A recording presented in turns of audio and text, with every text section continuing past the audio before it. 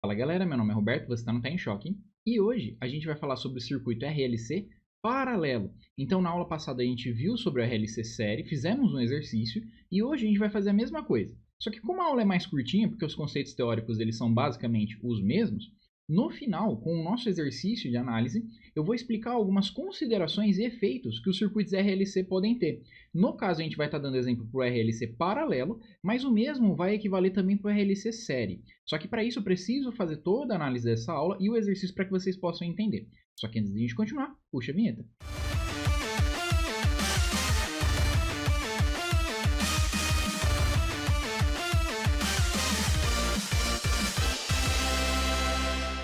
O circuito RLC paralelo, então, ele vai ser constituído basicamente de quê? De um resistor, um indutor e um capacitor. E pode ter ou não uma fonte anexada aqui, seja de tensão ou de corrente. Porém, isso daqui, na aula de hoje, a gente vai ver as formatações das equaçõezinhas prontas. Então, você vai ter que ter um equivalente de cada um, ou seja, um elemento de cada, ou uma forma de que na resposta natural você possa gerar um equivalente desse circuito para só ter um elemento de cada.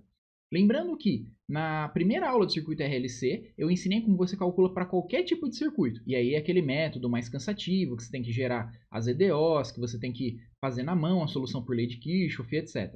Nessa aula, a gente vai ver a parte que dava problema, né, as equações prontas para essa parte que era a resposta natural. E a gente sempre vai seguir a mesma metodologia, de que acha as condições iniciais, depois acha a resposta forçada, que é a tensão ou a corrente, tá? Forçado, que eu digo, que é quando o tempo tende a infinito. Depois a gente vai achar a tensão natural ou a corrente natural sobre os elementos, que é o quê? Que é aquela resposta formatada, sem a presença de fontes. E depois a gente acha o total, em que a sua resposta total ela vai ser a soma da forçada mais a resposta natural. Como a gente já veio trabalhando em outras aulas, essa formatação não muda. O que vai mudar é mais nessa parte da natural. Então, nessa aula, assim como na anterior, a gente vai ver os macetinhos para conseguir resolver de forma mais fácil esse circuito. Então, para isso, a gente tem que lembrar o quê? A gente tem que lembrar que, devido às EDOs e às respostas e tudo mais, como eu já expliquei, a gente vai acabar gerando um alfa e um ômega zero. Esse alfa e esse ômega zero são constantes que representam o quê? O decaimento da nossa resposta ao longo do tempo. Veja que esse x aqui ele pode ser tanto uma corrente como uma tensão, ok? Ao longo do tempo. E que esse ômega zero vai indicar a frequência com que varia essa nossa resposta e esse alfa vai indicar a taxa de decaimento. A partir disso, eu posso chegar a três conclusões. Se o alfa for maior que zero, eu tenho um caso de amortecimento supercrítico ou superamortecido. Se eu tenho o alfa igual a ômega zero, então a gente tem o caso do amortecimento crítico ou criticamente amortecido. E se o alfa for menor do que o ômega zero, a gente tem o caso de subamortecimento. E aí, aqui a gente pode ver que nem na aula passada, os gráficos para o supercrítico, praticamente você não difere de um circuito RL ou RC, porque a curva é muito parecida, de uma exponencial, que nesse caso aqui ele está decaindo, mas pode ser crescente também. O crítico. O crítico ele está na iminência ali de passar do movimento subcrítico, ele ainda está na categoria do supercrítico, só que ele está na iminência de passar para o subcrítico. Ele também descreve uma exponencial aqui, pode ser um decaimento ou um crescimento. Mas por quê? Porque o caso subcrítico ele vai ser o de oscilação, em que fica claro essa oscilação. Nos outros dois anteriores você só tem o decaimento, você não tem uma oscilação. No subcrítico é quando as oscilações elas ocorrem. E é aqui, nessa parte da oscilação, que a gente vai basear a nossa observação no final da aula, que é sobre tensão no capacitor e corrente no indutor. E como elas podem variar de forma até crítica no nosso sistema, se eu cair nesse caso aqui, ó, subcrítico, ok? A gente tem que tomar muito cuidado com isso. E aí eu vou fazer a observação no final da aula para vocês. Então, assim como na aula anterior, a gente tinha que calcular o alfa e o ômega zero. O alfa vai variar. O alfa agora ele vai ser 1 sobre 2 vezes R vezes C. Na aula passada a gente tinha outro valor para alfa porque era um RLC série. Lembrando que a gente identifica se o circuito ele é RLC série na parte da resposta natural. Então a gente vai gerar o equivalente e aí vai ficar claro se o circuito está em série com os elementos ou se ele está em paralelo. Se não for possível identificar, parece que tem elemento em série e elemento em paralelo junto, então não vai funcionar esses cálculos. A gente tem que ir lá para a primeira aula de circuito RLC, são 2 aulas atrás dessa, e aí você vai ter que resolver na unha mesmo as coisas, tá bom? Bem, então uma vez calculado o alfa e o ômega, que se mantém 1 sobre raiz de LC, você vai achar S1 e S2. S1 e S2, eles vão servir para quê? Vão servir para a nossa resposta do supercrítico e do crítico. No subcrítico vai mudar um pouquinho, assim como na aula passada a gente viu. E o método de cálculo do S1 e S2 é a mesma coisa, menos alfa, mais ou menos a raiz de alfa ao quadrado menos ômega zero ao quadrado. Então, ora você vai ter o S1 com mais aqui, ora você vai ter o S2 com menos aqui, ok? Então, para o caso super amortecido, eu vou ter o S1 e S2 como expliquei para vocês. Para eu saber de uma forma prática se ele vai ser super amortecido, basta eu pegar o valor de indutância e ela tem que ser maior que 4 vezes a resistência ao quadrado vezes a capacitância, ok? Uma vez que você identificou isso, a sua tensão ou a sua corrente, lembrando que a corrente é sempre no indutor e a tensão é sempre no capacitor, ok? Elas vão ser dadas por A1, que é uma constante, vezes a exponencial elevado vezes E elevado a S1 vezes T, mais A2 vezes E elevado a S2 vezes T. S1 e S2 a gente achou, A1 e A2 vão ser dados por quem? Pelas condições iniciais do nosso problema. Então lembra, como a gente está num circuito de segunda ordem, o que nos remete a EDOs de segunda ordem, uma condição inicial vai ser envolvendo a minha função incógnita no tempo zero, ou seja, a grandeza que eu estou querendo analisar, nesse caso pode ser a tensão no capacitor, por exemplo, no tempo zero, e a outra vai envolver o quê? A derivada dessa tensão no tempo zero, ok? A mesma coisa para o indutor. Então, uma condição inicial vai ser aplicando ali corrente no tempo zero, e a outra vai ser a derivada dessa corrente no tempo zero. Então, a gente tem que ficar esperto com isso, tá bom? Bem, esse é para o caso super amortecido, e isso daqui, lembrando, que vai ser o quê? Vai ser a nossa resposta natural, tá? A gente não pode esquecer. É uma máscara, vamos dizer assim dizer, para formatar de forma simples a resposta natural, para eu não ter que fazer, como naquela primeira aula, reforço, se você não viu, assista, em que eu tinha que fazer na mão, descobrir essa resposta natural na mão, que não era muito fácil, ok? Então, caso a gente tenha um amortecimento crítico, aí como é que você vai escrever essa resposta natural? Você vai reescrever que a sua tensão à corrente, tá? Ela vai ser A2 mais A1 vezes T, vezes E elevado a menos alfa T, tá? E para que você descobrir que ela é um amortecimento crítico, esse seu circuito, sua indutância ela vai ser igual a 4 vezes a resistência ao quadrado vezes a capacitância, tá bom? Por fim, a gente tem o caso de subamortecimento. O subamortecimento vai mudar um pouquinho, por quê? Você vai ter que calcular uma constante ômega-d, que vai ser igual a ômega zero ao quadrado menos alfa ao quadrado. Lembrando que nesse caso, o seu ômega zero ele é maior do que o seu alfa, tá? Para ser o superamortecido. Então, calculada essa constante ômega-d, você vai substituir nessa equação aqui. E elevado a menos alfa t, vezes B1 cosseno de ômega dt, mais B2 vezes seno de ômega dt. Lembrando que B1 e B2 são as constantes que a gente vai achar pela condição inicial. E nesse caso, para você saber de forma prática, a sua indutância ela vai ser menor do que 4 vezes a resistência ao quadrado, vezes a capacitância. Ok? Então, identificou isso, ou eu sei que é caso subamortecido. Pois bem, nessa parte aqui do subamortecido é onde a gente tem que mais tomar cuidado. Por quê? Porque, como a gente vai ver em matérias futuras, como redes de transmissão, linhas de transmissão principalmente, a gente pode modelar o nosso circuito como, por exemplo, um RLC paralelo ou um RLC série. A gente vai querer saber o quê? As tensões e correntes em determinados pontos da rede. Só que quando eu caio num caso subamortecido, o que acontece? Ele ocorre uma oscilação. E essa oscilação, até ela se estabilizar, ela pode ultrapassar os limiares convencionais que a gente pré-estabeleceu para tensão e para corrente. Então isso implica que se eu tivesse, por exemplo, no meu circuito aqui RLC série, uma fonte aqui de mais ou menos 10 volts, vamos supor 10 volts, sim, valores pequenos. Isso implica que a tensão sobre o meu indutor ou sobre o meu capacitor, elas podem variar de tal forma que elas sejam maiores do que 10 volts. A mesma coisa pode acontecer no circuito RLC paralelo. Então, olha só a importância de a gente entender esse tipo de comportamento, porque assim como a gente modela esses tipos de matérias mais avançadas, esses circuitos mais avançados, uma simplificação mais básica, que é apenas um circuito RLC paralelo ou série equivalente, a gente consegue perceber pontos na nossa rede que se eu instalar determinada carga, ou se eu remover determinada carga, pode acontecer uma variação abrupta e a corrente ali naquele ramo, ou a tensão naquele nó, elas extrapolem, por exemplo, uma tensão de fonte, por exemplo, que está vindo no meu barramento principal, e isso pode danificar o meu transformador, pode danificar a minha linha.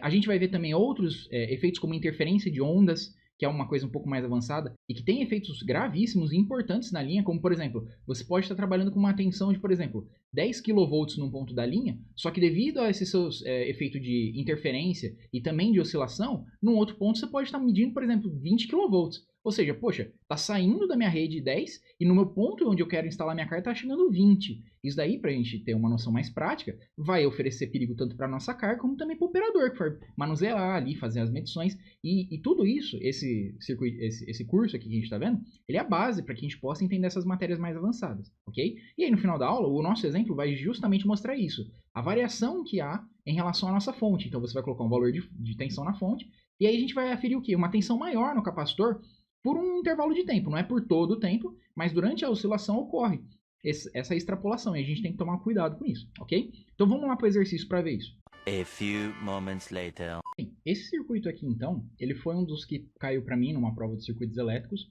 E depois de alguns anos eu fui entender o enunciado dele, que falava que era o seguinte.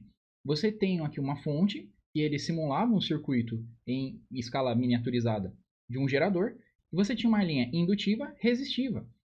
Em determinado momento do dia, era necessário colocar um banco de capacitores para você corrigir o fator de potência.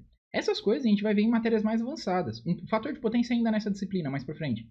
Só que, depois de um tempo eu entendi, porque isso daqui era uma abstração de algo mais complexo que eu ia ver mais para frente. E que ocorre na realidade? As suas linhas, seja de distribuição urbana ou de transmissão, na maioria das vezes elas são indutivas resistivas. Ou seja, um circuito RL já modela bem elas. Porém, às vezes você tem que ter a inserção do que? De capacitores, ou para melhorar o modelo, ou para corrigir o que a gente vai ver mais para frente chama fator de potência. Então, nesse caso, a gente lembrando, a gente está trabalhando em RPCC, ou seja, regime permanente corrente contínua, mas a gente vai fazer essas adaptações mais para frente para corrente alternada. Mas assim, esse enunciado é para mostrar que isso é aplicado na prática. Então, olha que interessante. Você vai ter inicialmente esse circuito dessa forma, em regime permanente, ou seja, seu indutor carregado, seu resistor aqui drenando corrente da fonte. E aí, depois, no tempo igual a zero, que é quando você começa a sua análise, você vai linkar aqui ó, esse capacitor no tempo igual a zero. O que vai acontecer então? Vai começar a correr a carga desse capacitor. Para começar então, a gente vai fazer da mesma metodologia de antes. Primeiro, acha as condições iniciais, depois a resposta forçada, resposta natural, soma tudo, aplica condições iniciais e acha a resposta completa. Então, as condições iniciais é no meu tempo igual a zero, só que antes de começar a instabilidade do circuito. Então, nesse caso, estaria aberto ainda aqui o meu capacitor. Veja, é o próprio enunciado que me diz isso. Antes de eu começar a causar instabilidade, mudar o regime, eu vou ter as minhas condições iniciais.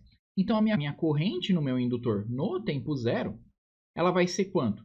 Como o meu indutor ele vai estar atuando aqui como um curto-circuito, como a gente já viu no regime permanente, então eu só vou ter aqui ó, a corrente fluindo por ele e sendo dissipada aqui no meu resistor, já que meu capacitor está em aberto. Então a gente pode ver que vai ser a tensão da fonte sobre essa resistência. 10 dividido por 1, 10. Então eu vou ter 10 amperes de corrente circulando aqui. A tensão no meu capacitor, como a gente pode ver, ela vale 0 volts.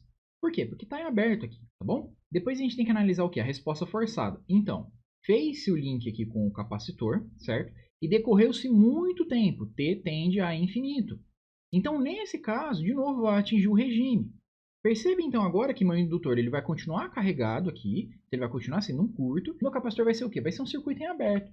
Por que ele vai ser um circuito em aberto? Porque ele já se carregou. E aí eu vou ter as tensões terminais. Então, minha corrente no indutor pro tempo infinito, ou seja, a minha resposta forçada, ela vai ser quanto? Ela vai continuar sendo 10 amperes. Porque perceba, como aqui o circuito ele agiu como um circuito aberto, então não vai fluir corrente para cá. Então, de novo, toda a corrente passa pelo indutor e pelo resistor. Como o indutor é um curto, então vai ser a tensão da fonte dividida pela resistência, que de novo vai me dar 10 amperes. Coisas das aulas que a gente já veio assistindo. A tensão no capacitor, por sua vez, no tempo infinito, ou seja, forçada, ela vai mudar. Ela não vai ser mais zero. Perceba que agora, como aqui é um curto, então você tem o mesmo potencial nesse terminal aqui, mesmo potencial nesse terminal. Então a gente vê pela imagem que a tensão no capacitor é a tensão da fonte, que vale quanto? Vale 10 volts. Beleza. Agora vai começar a parte mais chata, que a gente vai fazer o quê? A resposta natural. Então vamos lá. A minha resposta natural, ela parte do princípio que eu não tenho fontes. Então as fontes de corrente eu vou abrir e as fontes de tensão eu vou curto-circuitar. Então nesse caso a gente troca aqui ó, por um curto-circuito nessa região. Com isso eu percebo o quê? Que esse circuito está em paralelo. Veja, aqui está os terminais aqui, ó, do meu indutor em paralelo com o resistor, que está em paralelo com o meu capacitor. Então eu sei que ele é um circuito RLC paralelo. Para isso eu aplico as fórmulas. E o que as fórmulas me dizem? Que alfa vai ser 1 sobre 2 vezes R vezes C, que vai ser 1 sobre 2 vezes a resistência, que é 1, vezes a capacitância, que é 1, que vai ser igual a 0,5, meio, ok? E o ômega zero, ele vai ser 1 sobre a raiz de L vezes C, que vai ser a mesma coisa que 1 sobre a raiz de 2 vezes de indutor vezes capacitor 1, que vai ser a mesma coisa, aproximado, tá, gente? 0,71. Ou seja, eu percebo que o meu ômega zero ele é maior do que o meu alfa. Então, o que eu sei? Eu sei que a gente vai estar no subamortecido. E eu peço que vocês anotem esses valores, porque essa aula a gente vai fazer bastante conta e eu vou começar a apagar a lousa várias vezes, ok? Então, uma vez encontrado alfa e ômega zero, a gente tem que achar quem? Ômega d. Ômega d ele vai ser a raiz de ômega zero ao quadrado menos alfa ao quadrado, que é a mesma coisa que a raiz de 0,71 ao quadrado menos 0,5 ao quadrado, que é aproximadamente 0,5, ok? Eu fiz um arredondamento aqui. Então, tendo em mente esse ômega d, o que eu sei? Eu sei que a minha resposta ela vai ser na forma. Então, vou deixar aqui, por exemplo, corrente. Eu vou trabalhar primeiro com a minha corrente do indutor. Ah, posso trabalhar com a tensão no capacitor? Pode. Só que nem na última aula, que eu mostrei para vocês que tem as duas formas, você pode primeiro achar a tensão no capacitor e a partir disso você acha a corrente do indutor. Você pode fazer o contrário, corrente do indutor e a partir disso você acha a tensão no capacitor. Lembrando que dependendo da fórmula que você escolher, você vai trabalhar ou com uma derivada ou com uma integral. Já vou adiantando. Por que eu vou escolher a corrente? Porque eu vou trabalhar só com derivada. Eu acho mais fácil que trabalhar com integral, tá bom? Então, nesse caso, eu sei que a corrente no indutor, ela vai ser da forma E na menos alfa T vezes cosseno de ômega d T mais B2 vezes seno de ômega d T.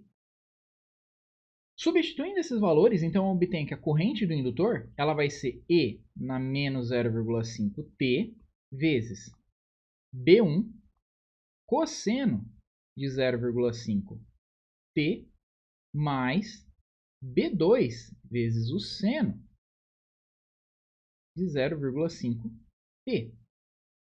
Ok, então a gente tem a nossa corrente do indutor nessa formatação e a gente tem que agora achar quem é B1 e quem que é B2. Só que isso daqui, não se esqueçam, é o quê? É a corrente natural, porque essa daqui é a resposta natural. O que vai ser a resposta completa? A resposta completa ela vai ser somando a parte forçada. E, como eu pedi para vocês anotarem, quanto que vale a corrente no indutor? Forçada, ou seja, no tempo infinito. Ela vale 10 amperes. Então, a gente tem que somar esse 10 aqui, ó, no final da expressão. Toma cuidado, não esquece, tá bom? Então, a gente vai achar B1 e B2 para encontrar a equação da corrente. Achou a equação da corrente, eu consigo relacionar com o capacitor e achar a tensão no capacitor, beleza? Então, qual que é o primeiro passo? Aplicar a condição inicial. Então, eu vou aplicar a condição inicial no tempo zero. Então, a corrente no indutor no tempo zero. Então, essa exponencial, como aqui eu vou substituir por zero, vai acabar virando 1, beleza? O cosseno, por sua vez, como eu tenho um t aqui dentro, vai ser cosseno de zero. E aí, cosseno de zero, a gente sabe que vale 1. O seno vai ser a mesma coisa, vai ser seno de zero. Só que aí, seno de zero vale quanto? Vale zero. Então, nesse caso, eu vou acabar tendo como 1 aqui. Então, a gente substitui por 1. Aqui vai ficar 1 e aqui vai ficar 0. Então, eu vejo que IL de 0 é a mesma coisa que B1 mais 10. Só que quanto que vale L de 0? IL de 0 vale 10. Então, se você faz aqui, passa de um lado e passa para o outro, você vai ver que seu B1 ele vale 0. Então, esse termo aqui, B1 cosseno de 0,5t, ele é nulo. Ele vai virar 0 na nossa expressão, ok? Então, para simplificar a nossa expressão, eu tenho que a IL vai ser essa exponencial vezes esse B2 seno mais esses 10, ok?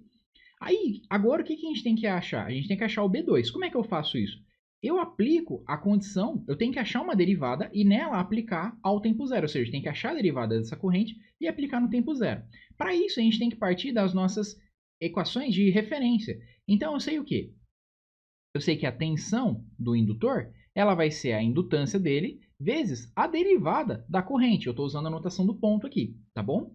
E o que eu vejo aqui pela minha figura? Eu vejo que a minha tensão no capacitor está aqui, eu vou ter a minha tensão do indutor aqui, e eu vou ter a minha tensão do resistor aqui. A tensão da fonte, tá? Como a gente pode ver. E eu vejo que, por lei de Kirchhoff, eu vou ter que a minha tensão do indutor, ela vai ser igual à tensão da fonte menos a tensão do capacitor. Perceba, se a gente olhar essa malha aqui, a tensão da fonte ela vai ser a tensão sobre o indutor mais a tensão do capacitor. Então, tensão do indutor é fonte menos tensão do capacitor.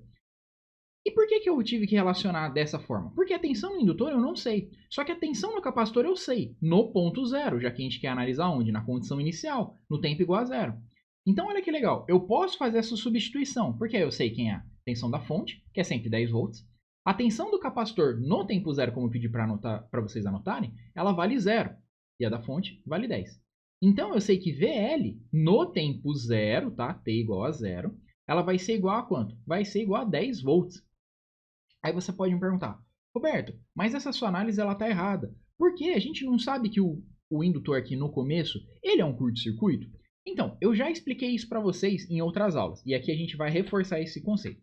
Quando eu estou trabalhando em regime permanente corrente contínua, ou seja, o meu circuito está em regime permanente, ou seja, ele está estabilizado, isso é válido. A partir do momento que eu fiz a modificação no meu circuito, eu gerei uma perturbação, isso não é mais válido. Então, eu volto a analisar ele por lei de Kirchhoff normalmente, tá bom? É por isso que antes de eu pegar e fazer o link aqui, fechando esse circuito com o capacitor, eu podia assumir quem? O indutor como um curto. Quando eu fiz isso, fiz esse link, não posso mais analisar dessa forma. Eu tenho que refazer toda a análise, esperar estabilizar para de novo considerar o indutor como um curto. E perceba, a gente está analisando nesse tempo zero, que é bem na hora que fechou, que fez esse link, tá bom? Então fica essa explicação. Eu sei que o valor de indutância ele vale 2 Henry, dá para substituir. O valor de tensão aqui do indutor vale 10 volts, ok? Dá para substituir. E quem que vai ser a derivada dessa minha corrente? A gente tem que tirar a derivada dessa expressão maravilhosa aqui.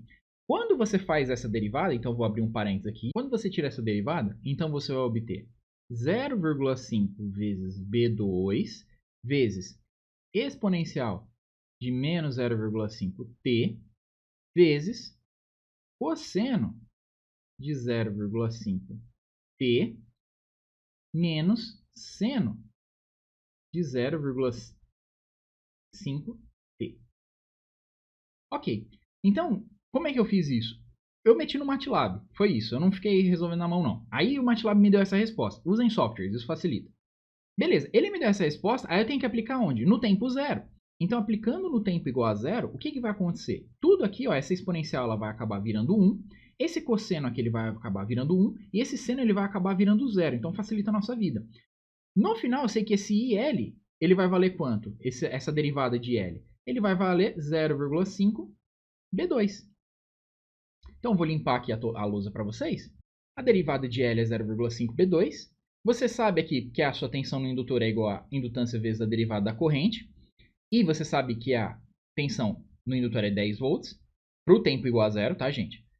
A indutância vale 2 Henry, e aqui você substitui por 0,5 B2. Fazendo então esse cálculo, você obtém que o seu B2 ele vai valer 10. Beleza, então a gente achou a nossa segunda constante. Então agora eu consigo escrever de forma completa a minha corrente do indutor.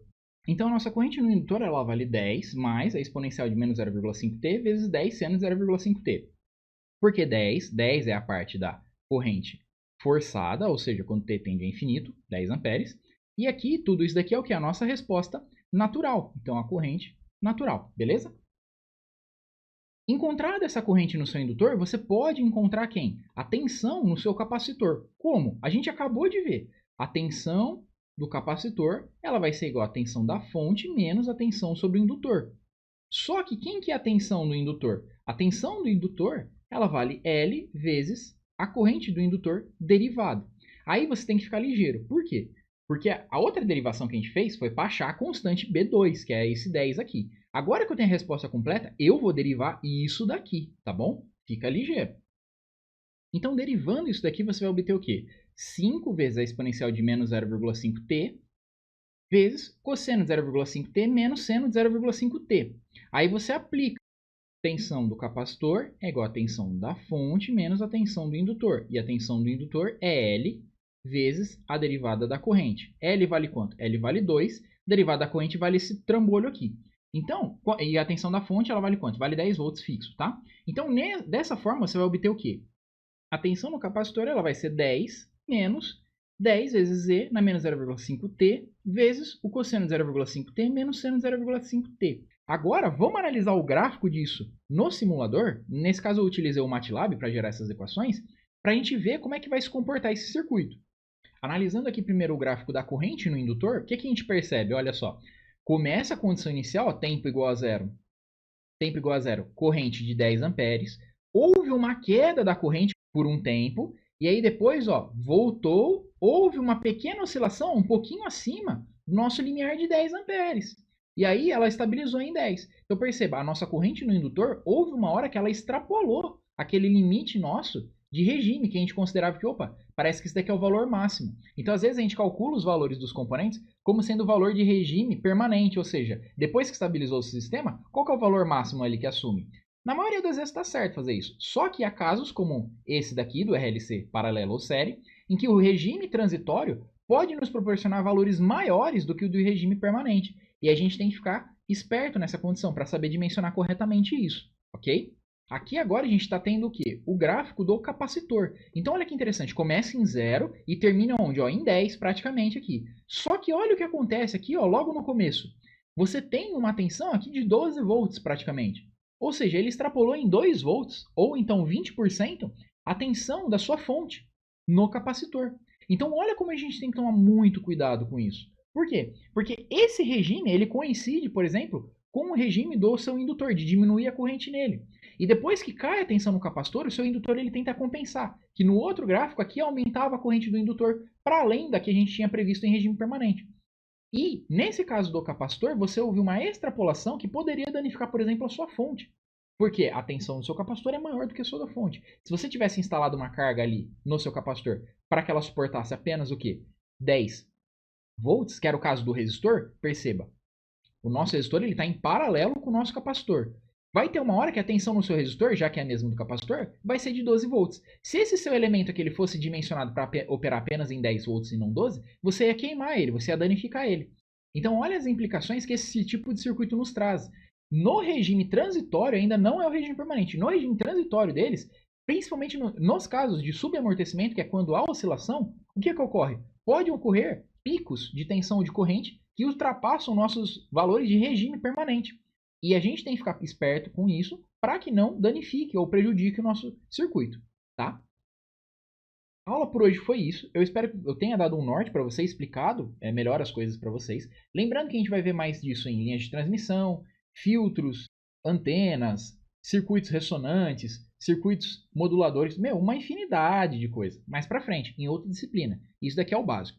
Qualquer dúvida vocês deixam no comentário. Sigam nossas redes sociais. Deixa o like, curta e compartilhe os vídeos se você está gostando. E os vejo na próxima aula. Muito obrigado.